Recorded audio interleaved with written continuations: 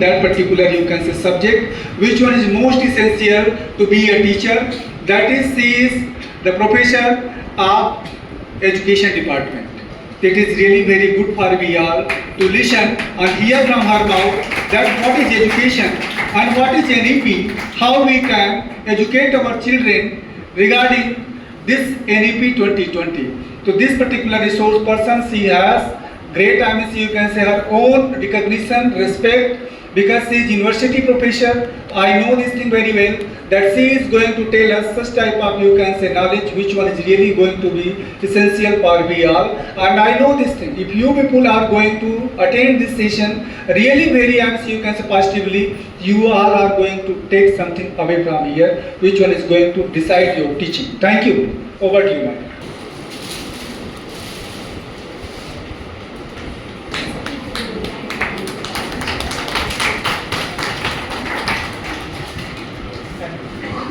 Yes, I think already people have now also seen her.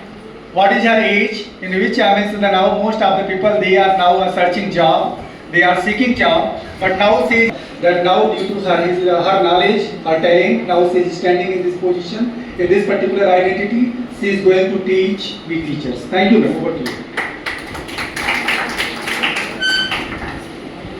नामिका त्रिवेदी है और मेरी सारी जो हायर एजुकेशन है वो बनारस हिंदू यूनिवर्सिटी से हुई है. I am masters in education from faculty of education that is on like Kamakhya campus. I was pursuing my PhD from here onwards, and during my PhD I got selected in Central University of Punjab as an assistant professor. So it is a difficult task क्योंकि मैं majority देख रही हूँ, जैसे sir ने कहा age is just a number, पर मेरे से ज़्यादातर सीनियर्स बैठे हुए हैं. तो it will not like a training session, एक इंटरैक्टिव सेशन रहेगा जिसमें शायद मुझे अगर कुछ बेहतर आता है मैं आपके साथ एक्सचेंज कर पाऊँगी थॉट्स को. ये डिलीवरी से ज़्यादा डायलॉग रहेगा. हम अपनी ओपिनियंस जो एज अ टीचर एजुकेटर जो हमने ट्रेनिंग के दौरान सीखे, जो हम अभी पेडागोजी अप्लाई कर रहे हैं, क्योंकि मैं एक पेडागोजी ऑफ सोशल साइंस के प्रोफेसर हूँ वहाँ पे. तो जो क्लासरूम प्रैक्टिसेस हम वहाँ हायर एजुकेशन के बच्चों के साथ या जो बीएड ट्रेनिंग हैं उनके साथ कर रहे हैं, वही कोशिश करेंगे कि हम आपके साथ एक इंटरैक्टिव सेक्शन हो सके. और आई होप कि आप इससे बेनिफिट होंगे फॉर श्योर. तो सेशन का जो आज का आपका टॉपिक है that is classroom pedagogy, assessment and evaluation in response to students use of generative AI tools. हम सब जानते हैं कि आजकल सबसे ज़्यादा अगर कुछ डिफ़िकल्ट हो गया है तो ये रिकग्नाइज कर पाना कि अगर हमको भाई हम एज के साथ बोलते हैं ना कि चेंज इज़ कंटिन्यूअस प्रोसेस. अगर हम चेंजेस नहीं करेंगे तो डेफिनेटली वैसे ही पीछे रह जाएंगे. हमें चेंज भी करना है, हमें ये भी देखना है कि वो कितना क्वालिटी हमारी एनहांस कर रहा है. तो सबसे बड़ा चैलेंज जो आज टीचर्स के सामने है, एज अ टीचर एजुकेटर मैं भी ये फेस करती हूँ. हम अपने बच्चों को कोई भी असाइनमेंट देते हैं, वो इतना स्ट्रक्चर्ड आंसर लेके आ जाते हैं कि हम ये नहीं आइडेंटिफाई कर पाते कि उनकी एक्चुअल लर्निंग कितनी हुई है. हमारा मेन ऑब्जेक्टिव तो यही है, चाहे हम स्कूल एजुकेशन के टीचर हैं, चाहे हम हायर एजुकेशन के टीचर हैं, हमारा अल्टीमेट जो गोल है वो है यूथ्स को उनकी लर्निंग प्रोसेस को एनहेंस करना, ये समझ पाना कि वो एक्चुअली कितना हमारी क्लासेस के बाद उनका आउटपुट कितना है, उनकी रिफ्लेक्टिव थिंकिंग कितनी अच्छी हो. इसी पे आज का ये जो लेक्चर बेस्ड है कि कैसे हम आइडेंटिफाई कर पाएंगे कि अच्छे तरीके से हम एआई भी यूज़ कर रहे हैं और बच्चों का इवैल्यूएशन कर पा रहे हैं कि वो जो आउटकम आया है just not because of generative AI, वो एक्चुअली वो नॉलेज कंस्ट्रक्ट कर पा रहे हैं या नहीं. While AI has potential to bring opportunities for children to learn, play or to be creative, evidences about its role in cognitive development, emotional dependency and exposure to harm is just emerging. In effect, a generation is growing up inside a global experiment. Actually, this is a article from a newspaper. So this is one of the concerning things that came in light ahead of United Nations Global Dialogue on AI Governance, which is going to held in 2027. So अब हम समझ पा रहे होंगे कि आखिर हमने ये टॉपिक क्यों चूज़ किया. बिल्कुल क्योंकि rethinking what we teach, how we teach and how we students have learn. हमें समझना पड़ेगा कि हम क्या पढ़ा रहे हैं, कैसे पढ़ा रहे हैं, और सबसे बड़ी चीज़ है कि बच्चे उसको कैसे ग्रैस्प कर रहे हैं, बच्चे उससे कितना लर्न कर रहे हैं। ये हमारे पास सबसे बड़ा चैलेंज है आजकल।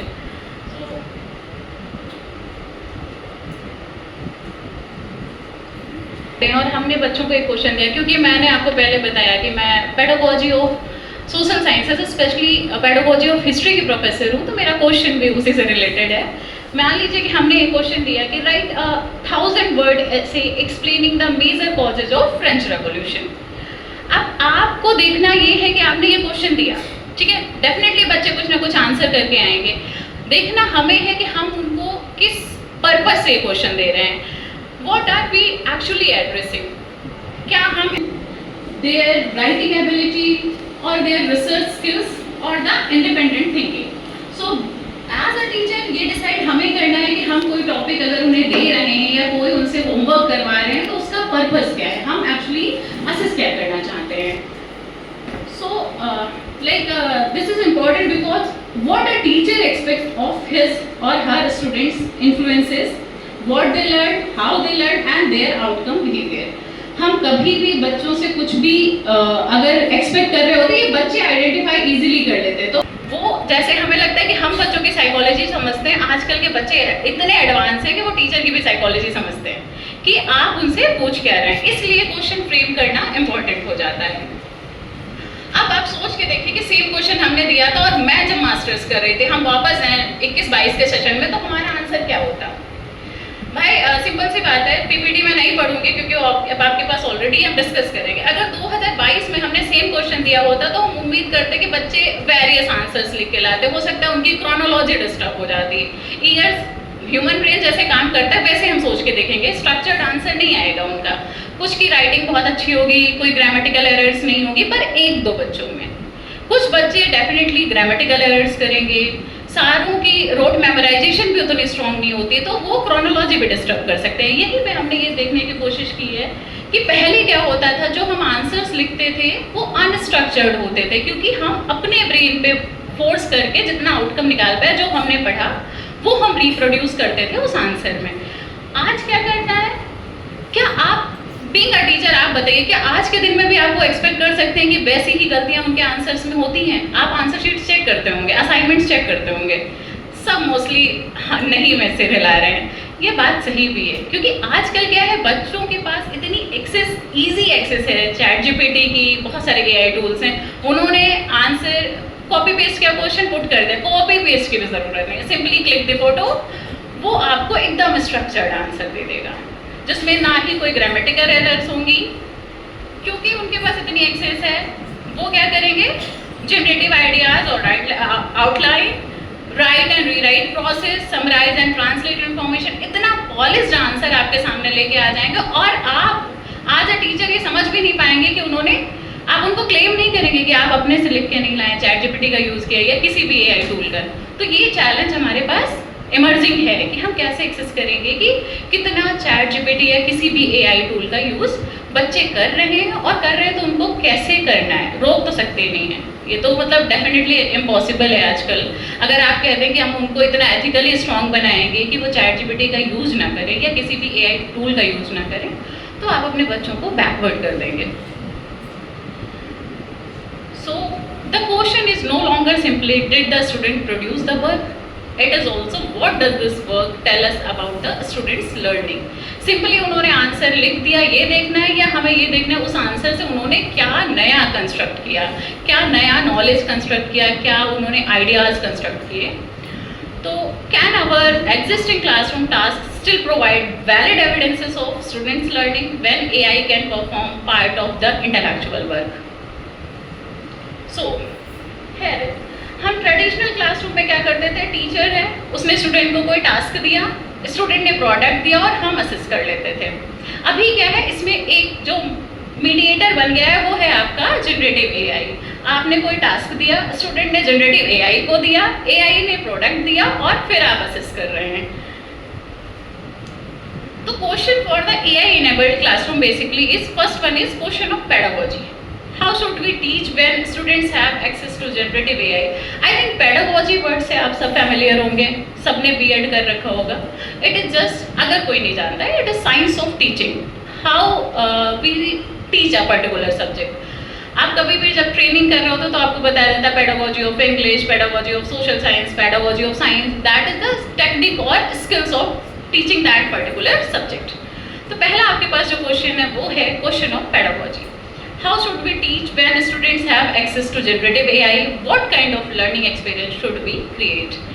वो जो आजकल बड़ा ट्रेंडिंग क्वेश्चन है कि क्या एआई टीचर्स की जॉब को ले जाएगा.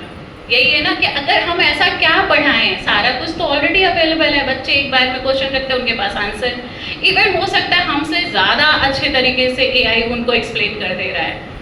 तो ये बहुत फ्रीक्वेंट इस पे इतने वेबिनार सेमिनार हो रहे हैं कि क्या एआई जो है वो टीचर्स को रिप्लेस कर देगा, उनका सब्स्टिट्यूट बन जाएगा. दूसरा क्वेश्चन जो हमारे सामने आता है that is question of assessment. What evidence of learning should we collect? What should a student be required to demonstrate? Then last one is obviously about evaluation. How should we judge that evaluation evidences? How do we determine whether the students have actually achieved the intended learning? क्या सीखा और कितना सीखा? So, pedagogy and assessment, ये एक हम इसको कैसे क्रिएटिव कर सकते हैं? सीखने की महत्वपूर्ण गतिविधियां ऐसी जगह कराएं जहां शिक्षक सीखने की प्रक्रिया को देख सके. रेदर देन आप उनको कोई क्वेश्चन दे रहे हैं कि होमवर्क करके लाओ, आप उनको क्लास में वो क्वेश्चन दे सकते हैं. वहाँ पे हम इजीली, क्योंकि बच्चे हमारे सामने होंगे, उनके एक्शंस हमारे सामने होंगे, हम ऑब्जर्व कर पाएंगे कि वो सच में इसको अपनी जो उनका इंटेलेक्ट है उसकी हेल्प से कर रहे हैं.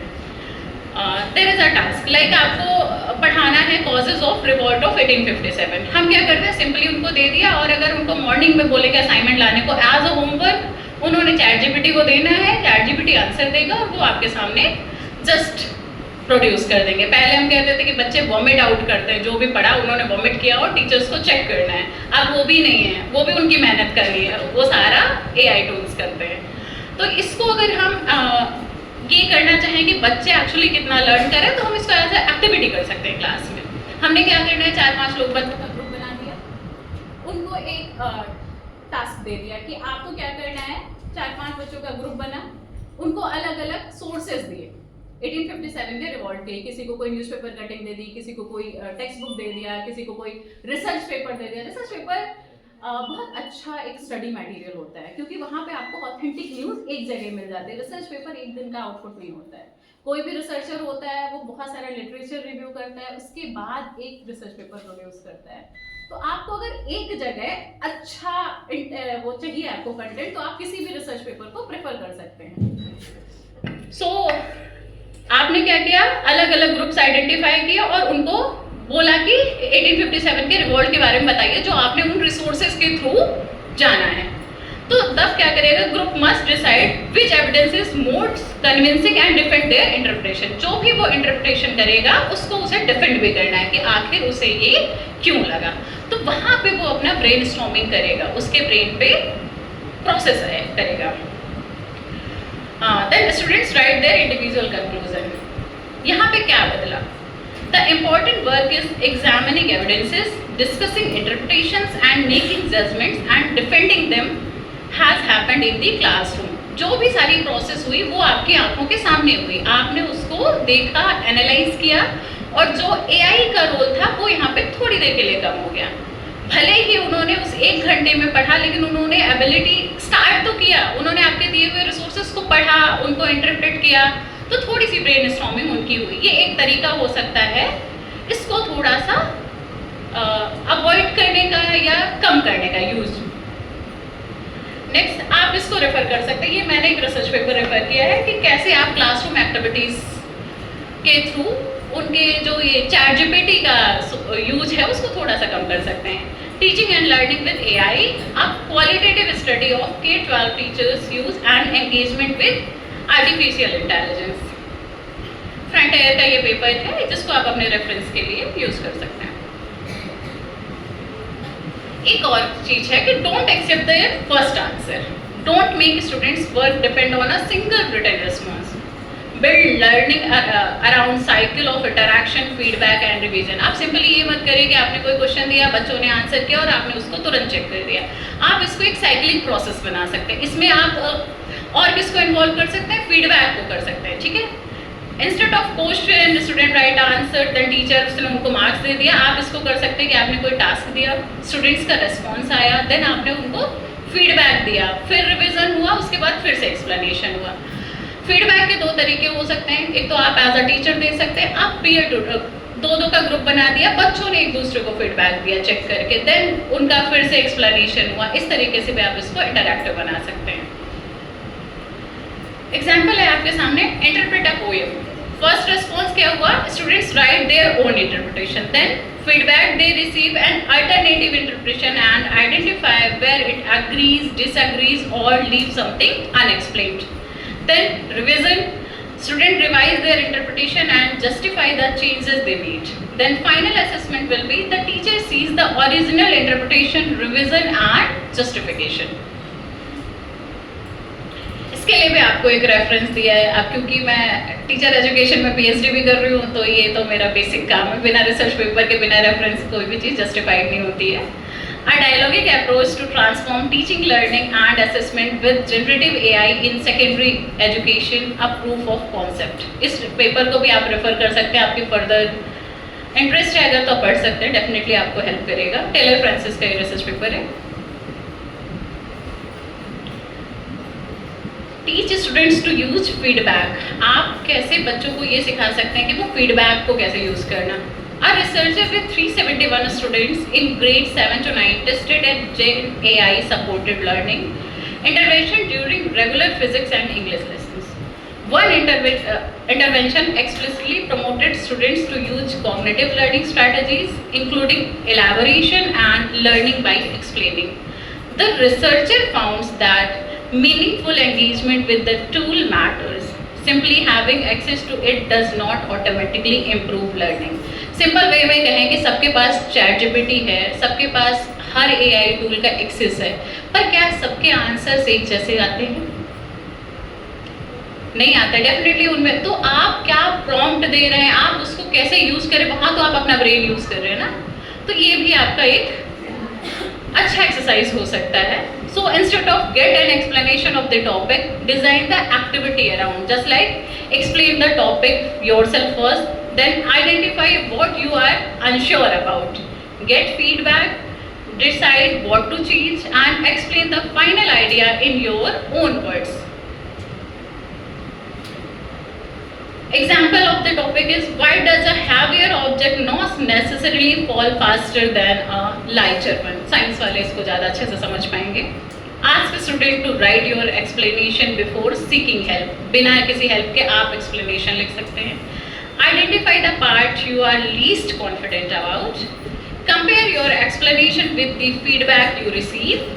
Then revise only where you can justify your revision. Revise करने को कह देते तो पूरा का पूरा टॉपिक चेंज नहीं करना होता है. रिवीजन जब आप समझ पाएंगे ना कि कहाँ पे फॉल्ट है, रिवीजन आपको वही करना है और अपने रिवीजन को आप जस्टिफाई कर पाएं.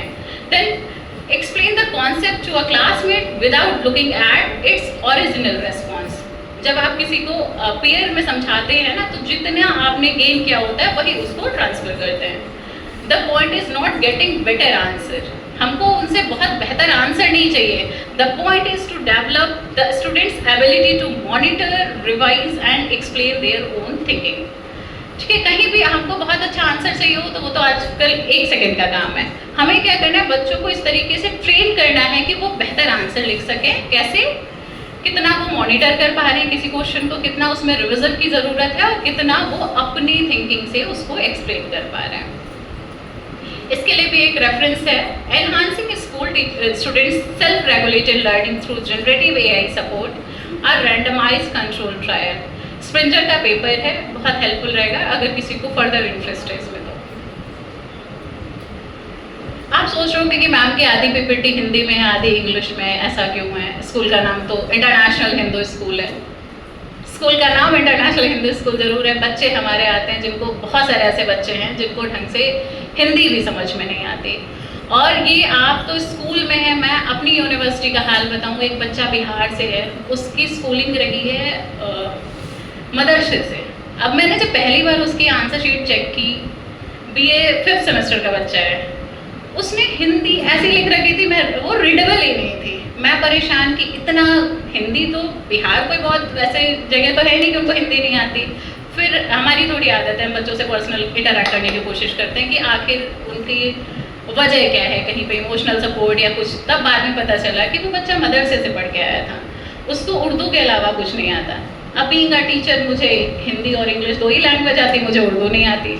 अगर बच्चे की ग्रास्पिंग पावर ठीक है, क्योंकि उसके आंसर में वो सारे पॉइंट्स थे जो एक आइडियल आंसर में चाहिए। दिक्कत थी तो वर्तनी की थी, वो अपनी बातों को कह ही नहीं पा रहा है। तो जैसे NEP भी कह रहा है कि language should not be a barrier, language को एक बैरियर मत बनाइए, let the student think freely, वो क्या सोच रहे हैं। लैंग्वेज का अगर बहुत ज़्यादा फाउंडेशन उनको स्टार्ट से कर देंगे तो वो प्रोसेस नहीं कर पाते हैं। इसलिए मैंने सोचा कि मैं बहुत लैंग्वेजेस में खुद बेकी लेके जाती हूँ, और मुझे लगता है क्लास में आपको इसको अप्लाई करना चाहिए। आप लिख देते हैं इंग्लिश मीडियम स्कूल, बहुत अच्छी बात है, वो ज़रूरी भी है, समय की मांग है, लेकिन बच्चे के अगर थॉट प्रोसेस को अफेक्ट कर रहा है तो इस पर थोड़ा सा सोचने की ज़रूरत है। और सर मैं इसमें कोई बुराई नहीं है, मैंने अपने यहाँ के फ्लायर को चेंज कराया।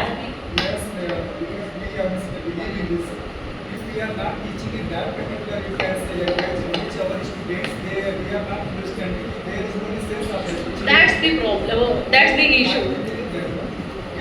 Because this is the area where the majority of the students they come from their background. Yes. They need such kind of clarification.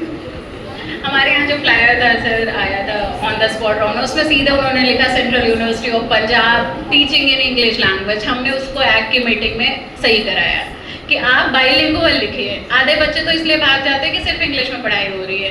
Punjab का बच्चा कहीं किसी फॉरेन कंट्री से तो नहीं आ रहा है, बिहार के बच्चे आ रहे हैं, उड़ीसा के बच्चे आ रहे हैं, या तो आप उनकी मदर लैंग्वेज में पढ़ाइए जो पॉसिबल नहीं है, तो हिंदी एक ऐसी लैंग्वेज बचती है, या फिर आप बाइलिंगुअल करिए। आपने फ्लायर पे लिख दिया इंग्लिश मीडियम, तो पढ़ाना हमें है, कॉपी हमें चेक करना, आउटपुट हमारा आएगा, कोई मेरी सैलरी नहीं रोक लेगा, वो डेफिनेटली आती रहेगी। लेकिन एक होता है ना सेंस ऑफ सेटिस्फेक्शन, वो नहीं आता है जब आप बच्चों को देखते हो कि आउटपुट कुछ नहीं आ रहा है।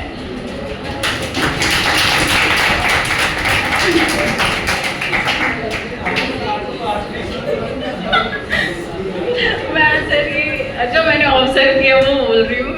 मैं अपने बच्चों से भी कहती हूँ कि तुम्हें जिस भी मीडियम में लिखना है लिखो, पहले तुम सोचना शुरू करो, पहले आपको सोचना आना चाहिए, लैंग्वेज तो बहुत बाद में आती है। My teachers, they are now enjoying on this particular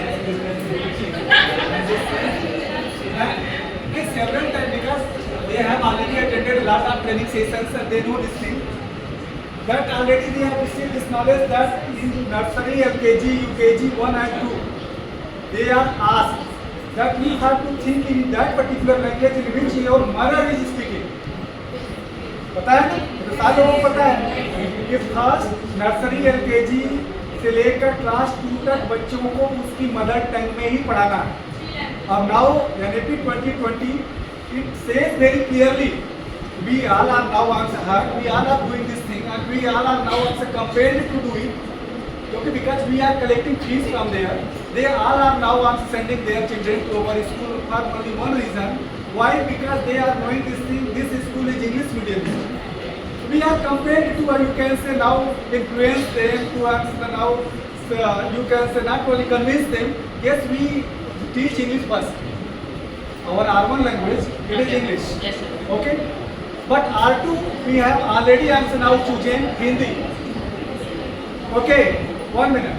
So definitely each training it teaches you that how you are going to enhance your teaching. Because she is professor, she is teaching in university, she has no such type of burden before her. But what type of burden we have before us? Because our maximum guardians, when they come down to us, they always ask this thing.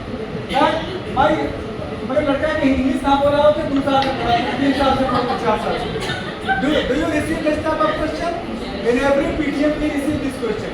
They never say this thing कि हमारा बच्चा हिंदी बोला था ना, अरे भोजपुरी, अब वो हिंदी बोला है. बहुत कम लोग बोल.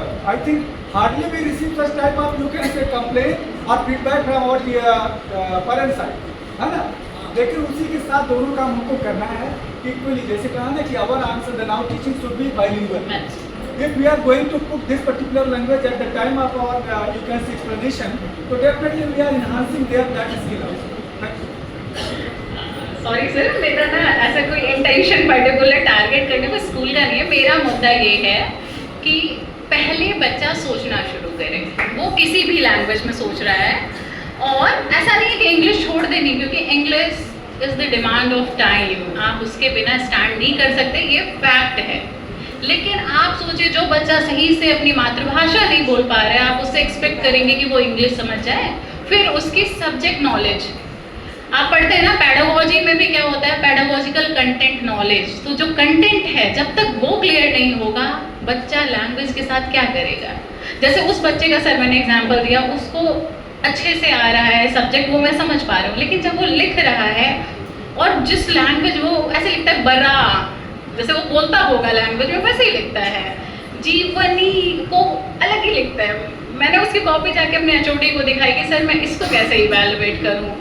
देन हमें है कि उसको एनी हाउ पास भी करना है, क्योंकि फिर हम ही सफ़र करेंगे, तो वो एक चैलेंज होता है हमें।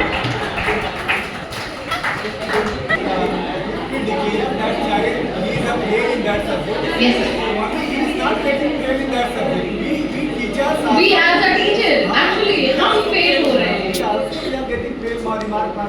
मैं ऐसे मतलब मुझे एक ऑफिशियल प्लेटफॉर्म से नहीं बोलना चाहिए, पर मुझे लगता है कि मेरे जो इमोशंस हैं वो आप तक जब तक शेयर नहीं होंगे तब तक ये सारी स्किल्स, ये टीचर ट्रेनिंग प्रोग्राम्स को कोई मतलब नहीं। तो मुद्दा ये है कि आप पहले बच्चों को सोचना शुरू करवाइए। सर की बात भी सही है, हम बचपन में जब हम थे तो हमसे उम्मीद की जाती थी कि हम कितनी बेहतर इंग्लिश बोल पा रहे हैं, उतनी अच्छी स्कूलिंग हमारी नहीं अच्छा है। हमने उसको एक बेंचमार्क सेट कर दिया कि जो जितनी बेहतर फॉरेन लैंग्वेज बोल रहा है वो उतना ही अच्छा है। हम सब समझ रहे हैं कि content knowledge is more important than any language. हम हिंदी प्रमोट नहीं कर रहे, हम इंग्लिश प्रमोट नहीं कर रहे, हम प्रमोट करें बच्चे की थॉट प्रोसेस को, उसकी क्रिटिकल थिंकिंग को। वो अगर उसकी मदर टंग में आ रही है, लेट हिम और हर प्रोसेस। लैंग्वेज ही है ना, ये कोई बैरियर नहीं। हमने हिंदी सीखी थी, कैसे सीखी? हमारे आसपास के एनवायरनमेंट से ऑटोमेटिकली आती गई। मैं 15 साल बनारस रह गई, मुझे भोजपुरी अभी भी उतने अच्छे से नहीं आई, पर मैं अभी भी कोशिश करती हूँ सीखने की, क्योंकि मज़ा आता है जब आप सामने वाले से इंटरेक्ट करते हो उसकी मातृभाषा में। मैं अभी इंग्लिश में लेक्चर दे के चली जाऊँगी, लास्ट में आप भी ताली बजा देंगे, लेकिन क्या इसका एक्चुअल मतलब रह जाएगा? तो मुद्दा ये है कि teacher training programme should be for content enhancement, critical thinking, and for the welfare of the stakeholders that are parents and teachers and students obviously. इस आज का बच्चा कल टीचर बनेगा, कल का टीचर फिर टीचर एजुकेटर बनेगा, और हमने वो सारे स्टेप्स कंप्लीट किए हैं। हमने एज अ स्टूडेंट भी प्रॉब्लम्स फेस की। हम लोग रूरल बैकग्राउंड से डायरेक्ट इंग्लिश मीडियम स्कूल में पहुँचते हैं। बच्चे इंग्लिश मीडियम में पढ़ने के चक्कर में अपनी ओरिजिनलिटी खो देते हैं। फिर उनको ये बिल्कुल ये मत कहिए कि इंग्लिश ज़रूरी नहीं, उनको बोलिए कि पहले लिखना सीखो। जैसे उस बच्चे के साथ मैं एक्सपेरिमेंट कर रही हूँ सर, और मौका मिला तो मैं आके आपको डेफिनेटली 1-2 साल में, जब तक वो जाएगा 8 सेमेस्टर तक, अगर कुछ अच्छा हुआ तो बताऊँगी। मैंने उसको बोला है कि डेली 1 पेज पहले तुम हिंदी का और इंग्लिश का लिख के लाओ, और इंग्लिश का सिर्फ लिख के मत लाओ, उसको समझाओ कि तुमने लिखा क्या है। ये एक एक्सरसाइज होगी। दोनों ही लैंग्वेज हैं, आइदर इट इज़ इंग्लिश और हिंदी। आपको उसको लैंग्वेज की तरह पढ़ाना है, उसको एकदम टास्क नहीं बना देना है कि बच्चा टूटी फूटी इंग्लिश लिखने के चक्कर में या टूटी फूटी हिंदी, जैसे क्योंकि वो उर्दू मीडियम का है, वो टूटी फूटी हिंदी लिखने के चक्कर में वो भूल जाए कि क्या लिख रहा है। मेरे साथ ड्रॉबैक वहाँ ये है कि मुझे उर्दू बिल्कुल नहीं आती। अगर उर्दू आती होती डेफिनेटली मैं उसके आंसर शीट बोलती कि आप उर्दू में पहले लिख के लाइए, फिर मैं आपको हिंदी और इंग्लिश दोनों सिखाऊंगी, और पास आउट होने के पहले आप बेहतर इंग्लिश और हिंदी सीख के जाएंगे। सो let's come back towards the topic. Design for different level of readiness. एक उपयोगी तरीका है कि हर विद्यार्थी को एक ही कार्य एक ही तरीके से ना दिया जाए। बेसिकली कुछ स्कूलों में हुए शोध से पता चला है कि जेन एआई की मदद से पढ़ाई की सामग्री को हर विद्यार्थी की समझ के स्तर के अनुसार बदला जा सकता है। ये आपके लिए बहुत अच्छा हो सकता है, क्योंकि आप बात करते हैं ना इंडिविजुअल डिफरेंसेस की। आपकी क्लास का हर बच्चा एक आईक्यू लेवल का नहीं होगा, एक बैकग्राउंड का नहीं होगा, उसका सोशियो इकोनॉमिक बैकग्राउंड डिफरेंट हो सकता है, उसका आईक्यू का लेवल भी डिफरेंट हो सकता है। देन बीइंग अ टीचर हमें समझना पड़ेगा कि हम हर बच्चे के हिसाब से इंडिविजुअलाइज इंस्ट्रक्शनल प्रोग्राम या मटेरियल कैसे प्रिपेयर करें। यहाँ पे एआई हमारी हेल्प कर सकता है। ठीक, जैसे किसी विद्यार्थी के लिए आसान भाषा और उदाहरण और किसी दूसरे के लिए थोड़ा कठिन, जिसका आईक्यू अच्छा है उसके लिए थोड़ा टफ लेवल का बना लीजिए, जो थोड़ा कम आईक्यू का है, क्योंकि आइडेंटिफाई ये हमें ही करना है। प्रिंसिपल सर क्लास में नहीं जाते, प्रिंसिपल सर को नहीं पता किस बच्चे का आउटपुट कितना है, वो एक बार दो बार मिल पा रहे हैं, उसके पीछे उनके पास अपने एडमिनिस्ट्रेटिव वर्क्स हैं। हम सबसे ज़्यादा बच्चे के पास कौन होता है? Subject teacher. क्लास टीचर भी नहीं होता है, क्योंकि वो भी बेचारा टाइम कंस्ट्रेंट के हिसाब से कम मिल पा रहा है। सब्जेक्ट टीचर सबसे ज़्यादा बच्चे के साथ है। आप उनके साथ टाइम स्पेंड कर रहे हैं, आप उनसे सवाल कर रहे हैं, तो आप समझने की कोशिश करिए कि आपकी क्लास में कितने वेराइटी ऑफ स्टूडेंट्स बैठे हुए हैं। उनके हिसाब से आप प्लान कर सकते हैं किसी भी इंस्ट्रक्शनल मटेरियल को। Then design for different level of readiness. Instead of asking every student to explain the causes of revolt of 1857, ये मैंने एक एग्जाम्पल लेने की कोशिश की है। Use the same learning objective with different level of support. Student needing more support, जिनको ज़्यादा सपोर्ट की ज़रूरत है। टाइमलाइन दे दी आपने, की इवेंट्स दे दिए और शॉर्ट सोर्सेज दे दिए। अगर उससे थोड़ा ज़्यादा एक्सीड कर रहा है लेवल, तो आपने मल्टीपल सोर्सेज उनको बता दिए, कंपैरिजन करवा दिया अलग अलग एक्सप्लेनेशंस का। अगर कोई बहुत हायर ऑर्डर का बच्चा है, उसका आईक्यू लेवल बहुत अच्छा है, तो आप क्या कर सकते हैं? Conflicting historical interpretations and evidence based arguments करा सकते हैं। तो वहाँ पे उनके साथ इनजस्टिस भी नहीं होगा, क्योंकि आप बहुत स्लो लर्नर को ही लेके चलेंगे तो जो हाई आईक्यू के हैं उनके साथ इनजस्टिस है। क्लास में भाई फीस वो भी पे कर रहे हैं, टाइम उनके पास भी उतना है। तो हमें अपने एजुकेशनल प्लान को, जो आप लेसन प्लान बनाते हैं, उसको इस तरीके से बनाना है कि वो सारे बच्चों को इंक्लूड करके चलें। अलग अलग लेवल के बच्चे हैं, उनको आपने ग्रुप्स में बांट लिया। ग्रुप्स में बांटेंगे तो एक चीज़ एनईपी कहती है कि आपको लेबलिंग भी नहीं करनी है बच्चे को एज अ स्लो लर्नर। तो आपको उन्हें बिना बताए treat them like your own child. जब आप उनको अपने बच्चे की तरह समझेंगे तो एक अपने अंदर की मदर या फादर जो जगता है वो बच्चे के हमेशा वेलफेयर में सोचता है। उस तरीके से आप उनको प्लान करें कि बच्चों में एक हीन भावना भी ना आए क्लास में। कोई बहुत हायर ऑर्डर का बच्चा है, वो उसका मजाक भी ना बना पाए, जो जनरली होता है ना, बुलिंग करते हैं बच्चे स्लो लर्नर की। तो आपको ऐसे प्लान करना है कि बच्चे को समझ भी नहीं आ रहा है कि टीचर ने उसको लेबल किया है। आपको भी लेबल नहीं करना है, पर इंस्ट्रक्शनल प्लान में चेंजेस जरूर करने हैं according to their individual need. तो ये है, ये महत्वपूर्ण क्यों हो गया? क्योंकि विद्यार्थी बाहरी साधनों का उपयोग एक जैसे तरीके से नहीं करते हैं। उनकी पहले से मौजूद जानकारी, जिसको आप प्रीवियस नॉलेज कहते हैं, उत्तरों को सही या गलत समझने की क्षमता और इन साधनों का प्रभावी ढंग से उपयोग करने की क्षमता सबकी अलग अलग होती है, जिसको आप चाइल्ड साइकोलॉजी में इंडिविजुअल डिफरेंसेस की बात करते हैं। ठीक है, इसके लिए भी हमने एक पेपर का रेफरेंस दिया है, आपको फर्दर रीडिंग कर सकते हैं अगर आपको और इंटरेस्ट है जानने में कि आप अपने प्लान को कैसे इंक्लूसिव बना सकते हैं। That is generative AI and education, dynamic personalise the people's school learning material with ChatGPT. फ्रेंड एयर ने पब्लिश किया, तो ऑब्वियसली पेपर की ऑथेंटिसिटी है। देन आप सबसे बड़ा चैलेंजिंग पॉइंट आ गया, आपने समझ लिया कि पेडागोजी कैसे होनी है, आपको असेसमेंट कैसे करना है। What about evaluation? इवैल्यूएशन उतना ही इम्पोर्टेंट है जितना है आपका डिलीवर करना एक लेक्चर को। अब इवैल्यूएशन टीचर्स भी वैसे बहुत इंटरेस्ट नहीं लेते। बच्चे ने आके कुछ कहा, उनको क्या करना है? बस मार्क्स दे देने हैं। ये नहीं करना है। हमको क्या करना है? समझना है कि बच्चे ने किस हद तक एआई का यूज किया है, क्योंकि हमें अल्टीमेटली देना है स्कूल का आउटपुट। या यूनिवर्सिटी की एनआईआरएफ रैंकिंग बिल्डिंग से नहीं बनती है, वो बनती है वहाँ के बच्चे के आउटपुट से। बच्चा कितने अच्छे पेपर्स पब्लिश कर रहा है, बच्चे कितने कॉन्फ्रेंसेस में जा रहा है, बच्चे ने कितना अच्छा स्कोर किया किसी कॉम्पिटिटिव एग्जाम में। वहाँ आज का बच्चा कल का एलुमनी बनेगा डेफिनेटली, और वो एलुमनी डिसाइड करता है कि उस स्कूल ने या उस यूनिवर्सिटी ने एक्चुअली क्या धरोहर ली है, जिसको एसेट बोलते हैं हम। तो कैसे करेंगे? जो हम पहले करते थे ना कि प्रोड्यूस से हम प्रोसेस की तरफ इसको शिफ्ट करेंगे। The real risk isn't cheating, cheating तो है ही नहीं होता, it is students skipping the struggle where learning actually happen. यही मैं उतनी देर से समझाने की या कहने की कोशिश कर रही हूँ कि चीटिंग मुद्दा नहीं है, मुद्दा ये है कि वो एफर्ट्स ही नहीं डालना चाहते। आपने सवाल किया, उन्होंने फोटो क्लिक की, जैसे आपने उनको काम दिया उन्होंने किसी एआई टूल को काम दे दिया और वहाँ से आया रेस्पॉन्स को आपके सामने रख दिया। बहुत स्मूथली सब चल रहा है। आप भी, मैं अपना एग्जांपल लेती हूँ, मैं आप नहीं कहूँगी। किसी बच्चे ने, मैंने कोई असाइनमेंट दिया या टर्म पेपर दिया, बच्चे ने आके हमको आंसर दे दिया, हमने इवैल्यूएट करके रख दिया। हमारा एडमिनिस्ट्रेशन भी खुश क्योंकि मार्क्स बहुत अच्छे आ गए, हमारे बच्चे खुश क्योंकि उनको जिस एज में वो हैं उनको मार्क्स से ही मतलब है। हम भी उस एज में थे तब हमें भी लगता था कि जितना अच्छा ग्रेड आ जाए उतना ही बेहतर है, हमको कोई ट्रॉफी मिल जाएगी, कोई क्लैपिंग करेगा, हमारे पेरेंट्स प्राउड फील करेंगे। अब जब हम एक कॉम्पिटिटिव एग्जाम में या एक इंटरव्यू में बैठते हैं तब समझ में आता है कि जो हमने उस टाइम लर्निंग की थी वो रिफ्लेक्ट हो रही है वहाँ पे। और कोई इंटरव्यू किसी एक दिन की प्रैक्टिस का रिजल्ट नहीं होता है, ये आपके सालों की मेहनत, सालों के एफर्ट्स का रिजल्ट होता है। आपने किसी प्राइवेट स्कूल में पढ़ाया, वहाँ का कॉन्फिडेंस आपके साथ जाएगा। आपने कभी, हो सकता है फाइनेंशियल स्ट्रगल में ही सही, ट्यूशन्स पढ़ाई होती हैं अपने स्कूल डेज में, वो आपके साथ जाती हैं, वो आपका एक्सपीरियंस आपके साथ जाता है।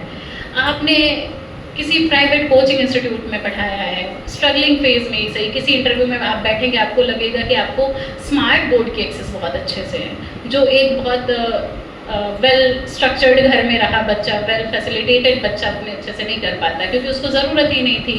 तो ये आपके स्ट्रगल्स आपको बनाते हैं। एक एक दिन का स्ट्रगल आपको किसी दिन सब समझा के रखता है कि एक वो जो तब किया था मजबूरी में, वो मजबूरी नहीं थी, वो एक्चुअली आपको बिल्ड कर रहा था, धीरे धीरे आपको बना रहा था।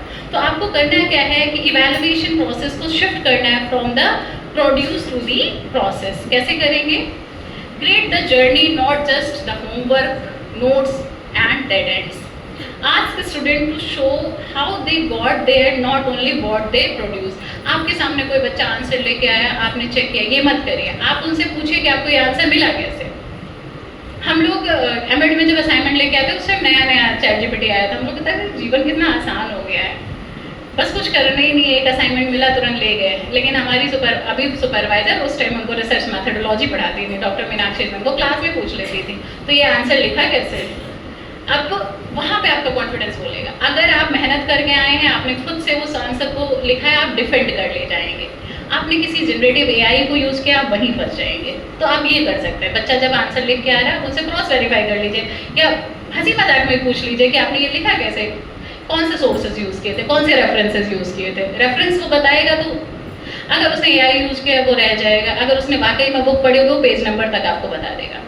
एनसीईआरटी के पेज नंबर्स लिटरली हम लोग को याद थे जब हम 10th में, उसको 2 बार 3 बार, छोटी सी बुक होती थी, कई बार पढ़ डालते थे। आज का बच्चा नहीं पढ़ता है क्योंकि उसको वो जो स्ट्रक्चर्ड बोर्ड में लिखने का आंसर है वो पहले ही मिल जा रहा है। तो ये जो एफर्ट्स कम हो रहे हैं, हमें इसको कम करना है। हमें ये नहीं करना है कि वो बिल्कुल एआई यूज ही ना करे, एआई यूज करे पर कंस्ट्रक्टिविस्ट वे में। तो फिर क्या है, next is weights in class, observable work more heavily than unsupervised output. आपको क्या करना है, आपने किसी होमवर्क को अच्छे से सुपरवाइज किया है ना तो उसकी वैल्यू ऑटोमेटिक बढ़ जाएगी। Ask the teacher, we should value the question asked, choices defended and error corrected. हमें बहुत स्ट्रक्चर्ड आंसर नहीं चाहिए, आप 10 बार मिस्टेक करिए लेकिन उनको करेक्ट करने के एफर्ट्स डालिए। आप उनको सीखने की आपकी जो जिज्ञासा है वो रहनी चाहिए हमेशा।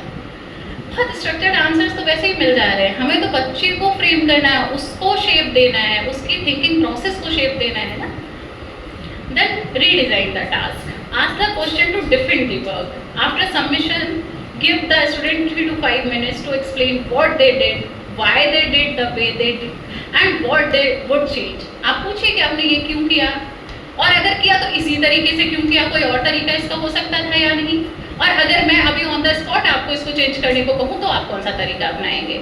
यहाँ पे आप डेफिनेटली ऑब्जर्व कर पाएंगे कि बच्चे ने खुद से काम किया है या किसी एआई टूल पे 100% रिलायबल रहा है। बच्चे ओपनली करते हैं एआई से लिए, गूगल जेमिनी से करें, ओपनली कह देते हैं। तो आप उनको समझाइए कि गूगल जेमिनी हर चीज़ सही बताएगा, इसकी कोई गारंटी नहीं है। हाँ, इसीलिए उनको उनको बोले कि ऑथेंटिक सोर्सेज पढ़िए वरना आप अपना फ्यूचर खराब करो, आज से पढ़ के कल कहीं पढ़ाओगे जाके, और फिर अगर रेफरेंसेस गलत बताई, जो पीछे बैठा बच्चा है ना उसके पास फोन है, वो 1 मिनट में यूनिवर्सिटी में सर पीछे चेक कर लेते हैं कि मैम आपने ये गलती कर दी है।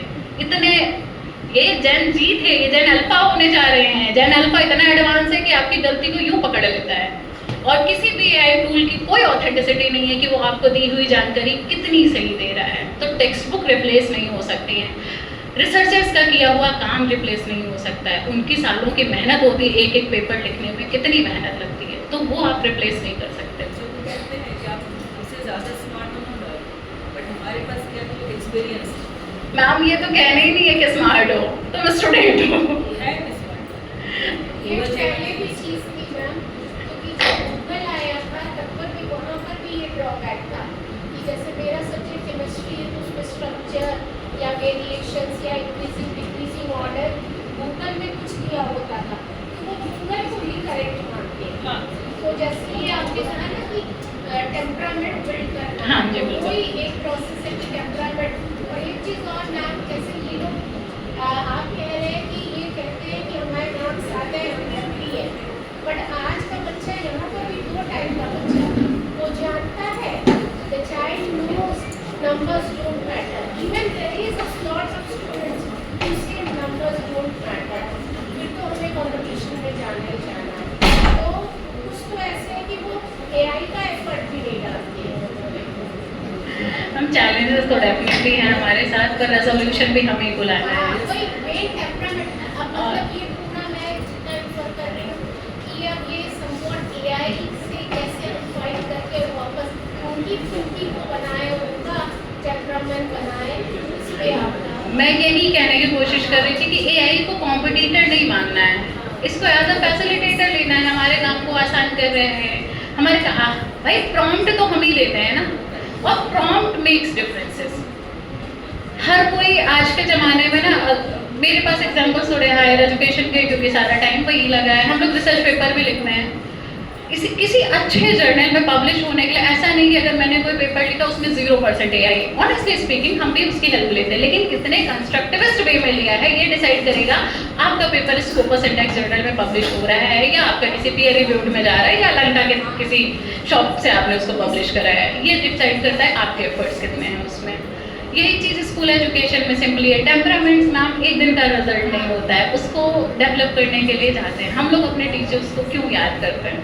मैम आपने एक चीज़ और अच्छी बताई कि आपने कहा कि AI हम लोग सब बच्चे यूज़ करते हैं। आपने एक चीज़ बताई कौन कैसा प्रॉम्प्ट बस वही चीज़ है। तो उसका आंसर उस हिसाब से है। बिल्कुल।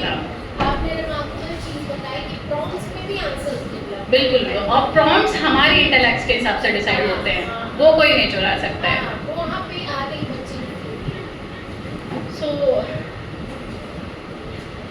मैं क्या कह रही थी कि अगर आपने कोई असाइनमेंट बच्चों को दिया है, देन आप उनसे पूछिए कि आपने ये क्यों किया, और अगर हम चेंज करने को कहेंगे तो आप इस आंसर को और बेहतर तरीके से कैसे कर सकते हैं। So a student who genuinely did the work can usually talk about it and a polished borrowed answer become much harder to hide. आप आसानी से उसको पकड़ लेंगे। Turn answer into object of critique. Give students a generated or deliberately flawed answer and ask what is wrong here. आपने उनको कोई answer दे दिया, अब आप इसको पढ़ के बताओ इसमें गलती कहाँ है। तो बच्चा फिर क्या करेगा? फंक्शन करेगा, उसका ब्रेन फंक्शन करेगा। What evidence is missing? Which claim what you? Yes. Now, what is the practical problem of this particular whatever now we can say discussion we are now also doing here? What is the practical problem of this? Because maximum teachers when they have to check the copies, they collect copies and they start checking that one without, because when they have to get this type of defined answer, they think only this is answer. And we should have to check that one and we should have to give marking for that one because it is the most sophisticated and defined.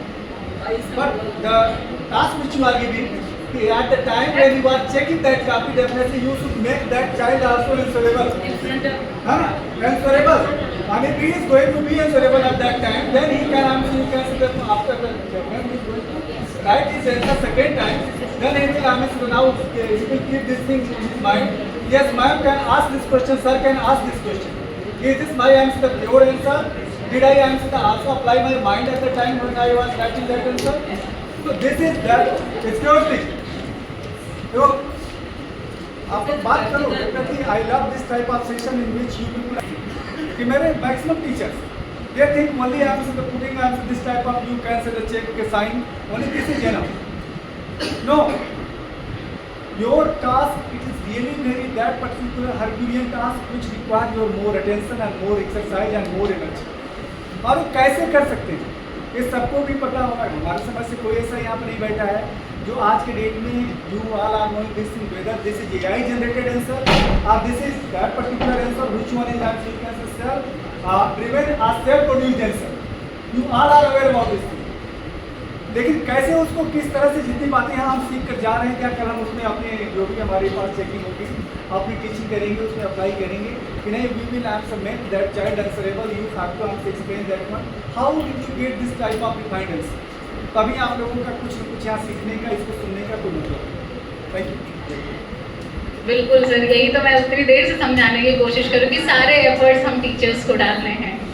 जब तक हम अपना direction मतलब हम इसको अपनी job की तरह ले रहे हैं या अपने एज अ लाइक जो दिल से आता है कि हमको ये काम करना है, टीचिंग एज अ प्रोफेशन ले रहे हैं या टीचिंग एज अ पैशन ले रहे हैं, ये फ़र्क पड़ता है इसका. मैंने टीचिंग एज अ पैशन हमेशा से लिया सर. 12th के बाद से मैं ट्यूशन्स में एंगेज थी. मैंने MMB में पढ़ाया. देन PhD के ड्यूरेशन में जब भी मैम जाती थी मैम मेरी क्लास लगा दीजिएगा क्योंकि मुझे अच्छा लगता था. उस टाइम कोई हमारे पास कोर्स नहीं था. हमारा तो क्लासेस भी लगती हैं चेहरा फॉलो की डेफिनेटली, लेकिन वो कोर्स वर्क के बाद लगती हैं. हम कोर्स वर्क में भी लगवा लेते थे क्योंकि मज़ा आता था इंटरेक्ट करने में. मैंने उस बच्चे का एग्जाम्पल क्यों दिया, मैं चाहती तो हमारे भाई वो 2 साल से उस यूनिवर्सिटी में पढ़ रहा है. ऐसा नहीं कि वो पहले बहुत अच्छा लिखता था मेरे आने पे खराब लिखने लगा, पर किसी ने उसको रिकॉग्नाइज भी नहीं किया. मुझे थोड़ा सा चाइल्ड साइकोलॉजी भी मेरा फेवरेट सब्जेक्ट है तो इस वजह से मैंने उसको ध्यान दिया. मैंने सर से बात की क्या हो सकता है हमें करने हैं और कितनी शिद्दत से हम कर रहे हैं ये आपका रिजल्ट बताएगा. अदरवाइज ये डिबेट लाइफ लॉन्ग चलता रहेगा कि AI यूज़ करना है, गूगल यूज़ करना है, नहीं करना है. हम इसी डिबेट में फंसे रहेंगे. हो सकता है मेरे जाने के बाद आप एक अगर सर को मेल भी लिखेंगे तो ChatGPT की हेल्प से लिखें. ये भी बहुत बड़ा मुद्दा है कि हम भी क्लास नोट्स ChatGPT से ले आते हैं और पढ़ाना शुरू कर देते हैं. तो बीइंग अ टीचर इंट्रोस्पेक्शन की भी ज़रूरत है कि हम अपनी टीचिंग मटेरियल पे जो हम स्टडी मटेरियल ले जा रहे हैं, जो हम क्लासरूम में लेसन प्लान ले जा रहे हैं, उसको हमने कितनी मेहनत से बनाया है, कितनी शिद्दत से बनाया है, उसमें कितना हमने AI को ब्लाइंडली फॉलो किया है या फिर कंस्ट्रक्टिव वे में यूज़ किया है. मैं ये नहीं कहूँगी कि नहीं यूज़ किया है, डेफिनेटली यूज़ करिए, आपका वर्कलोड वो कम कर रहा है, लेकिन कितना कंस्ट्रक्टिव वे में यूज़ किया है ये हमको पता होता है. जब हम यूज़ करेंगे तब हम बच्चे से एक्सपेक्ट कर सकते हैं कि वो आंसर भी उतने की एफर्ट्स के साथ उसका देगा. अदरवाइज हमें कोई राइट ही नहीं है. So there is nothing wrong with using AI hiding its uses. जैसे आपने कहा बच्चा क्लास में कहता है, उसने ऑनेस्टली बता दिया तो भी ठीक है, नहीं भी बता रहा कोई भी दिक्कत नहीं है. हमारा मुद्दा है कि उसको कंस्ट्रक्टिविस्ट थिंकिंग डेवलप करनी है, कैसे बच्चा कंस्ट्रक्टिव वे में सोच पाएगा. ब्लूम्स टैक्सोनॉमी में है ना, जैसे आप स्टार्ट करते हैं रिमेंबरिंग से क्रिएटिंग तक जाता है, तो हमें वो सारी चीज़ें वो स्टेप्स उसमें आने चाहिए. क्रिएटिंग तक बच्चे को जाना है. तो AI फ्री है. Work is completed under supervision. No external generative tool. Purpose is see what the student can do independently. Exam is in class test, board work, lab practicals and time writing. आपने एक time दे दिया कि इस बीच में आपको लिखना है. So AI assisted or AI required. Student may use specific tools. The use must be disclosed. हमने यहाँ पे यूज़ किया और हमें प्राउडली कह रहे हैं कि हमने AI का यूज़ किया है, ये बताने में कोई दिक्कत नहीं है. Disclosure is required. Which tool, what prompt, what the student changed and why. जब हम आप AI यूज़ कर रहे हैं तो किस तरीके से करना है. हम बिल्कुल बता सकते हैं कि हमने Gemini का यूज़ किया था, हमने ये प्रॉम्प्ट दिया जिससे उसने ये आउटपुट दिया था, फिर हमें ये गलतियां नजर आई तो हमने उसको रिवीजन के लिए प्रॉम्प्ट दिया. तो वो जो प्रॉम्प्ट देने की कला है वो आपका अपना इंटेलेक्ट है. Then purpose is see whether the student can use, evaluate and improve external assistance. अगर उसको कोई हेल्प मिले तो वो कितने बेहतर तरीके से उसको ले पा रहा है. Examples are like idea generation, feedback, data analysis and drafting. What school must build to make this work? New rubrics, rewired reasoning कर सकते हैं, judgment, originality and accuracy of sources. Teacher capacity, train teachers to use AI themselves before asking them to access around it. Workload reality, oral checks and portfolios take time, reduce assessment quantity, raise the quality. and feedback loop, pilot in one grade or subject, review after a term and then scale. Thank you so much. If there is any query, platform is open to you. The things of Facebook or what sort of things we are using in our household because it makes a great impact on our everyday life. Most of the time it's like a wastage of time. What is your तो एक limitation प्रक्रिया का एक positive होना चाहिए 24/7 इसको access देना है आप कहना चाह रहे हैं कि AI को यूज करने के लिए टाइम लिमिट होनी चाहिए. यूट्यूब हो गया फेसबुक हो गया ये सब के लिए एक लिमिटेशन होना चाहिए it's really waste of time but उसको हम लोग पसंद ऑप्शनल है. आपका कहना है कि फिक्स टाइम उसके बाद बंद हो जाना चाहिए. साउंड्स इम्प्रैक्टिकल थोड़ा सा, क्योंकि ये हम डिसाइड करते हैं ना. कई बार मान लीजिए सर एक आ गया यूनिफॉर्म के आप 1 घंटे बाद या 1.5 घंटे बाद उसको नहीं एक्सेस कर पाएंगे, और उसी टाइम ऐसा नहीं है कि फेसबुक में कोई भी चीज़ काम की नहीं है. ये डिपेंड हम पे करता है ना कि हम उसका यूज़ कैसे हैं. तो हम उस टाइम अगर हमें नीड लगी तब क्या करेंगे. तो self discipline is the better way to overcome all this problems. I think मैंने भी इंस्टाग्राम में लगा रखा और डेली उसको करती हूँ.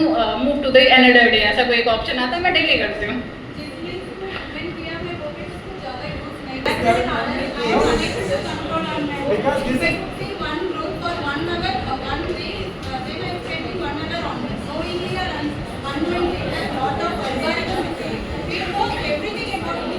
मुझे मेरा पर जो भी नहीं पता मैं उसको lot of algorithms are working सब कुछ उनको पता है तो उसका कंट्रोल तो हम लोग का हाथ में है. Hello. Let them complete what is her answer opinion. They start exploring. They start you can say navigating everything. It depends on you that in which manner you are going to utilize that device. You are going to use that device. Nobody else can answer teach you that in which manner you should answer make it useful or make it answer unuseful. It totally depends on you. Totally agree. हम पे तलवार नहीं लटकाई जाती है, हम किसी चीज़ को मानते ही नहीं है. फ़ोन में टाइमर होता है, आप स्क्रीन टाइम डिसाइड कर सकते हैं आपको कितना यूज़ करना है. किसी भी सोशल मीडिया ऐप में टाइमर है, आप डिसाइड कर सकते हैं. तो सबसे अच्छा जो डिसिप्लिन होता है वो इंट्रिंसिक आना चाहिए. एक्सट्रिंसिक बहुत ज़्यादा दिन काम नहीं करता है. अभी आप अगर मान लीजिए उन्होंने कर भी दिया 1 घंटे बाद, थोड़े दिन बाद आप ही कहने लगेंगे कि इसको हटाने की ज़रूरत है, क्योंकि हमें कई बार ज़रूरत होती है, हम एक्सेस नहीं कर पाते हैं. तो सबसे बेटर वे है कि आपको जो भी चेंजेस चाहिए वो अपने लेवल पे अपने अंदर चेंजेस खुद से लाएं. और हम लग रहा है जिस एज में हम ये हैं, लोग हैं, वो इतना मुश्किल है नहीं. And what type of practical I'm seeing as a problem related to pedagogy, related to AI you could have. Now this You may question ask. are that. Come forward with your that question. अगर आपको किसी subject के pedagogy उससे बात कर लो. उससे अगर related कोई क्वेश्चन है, I will definitely try to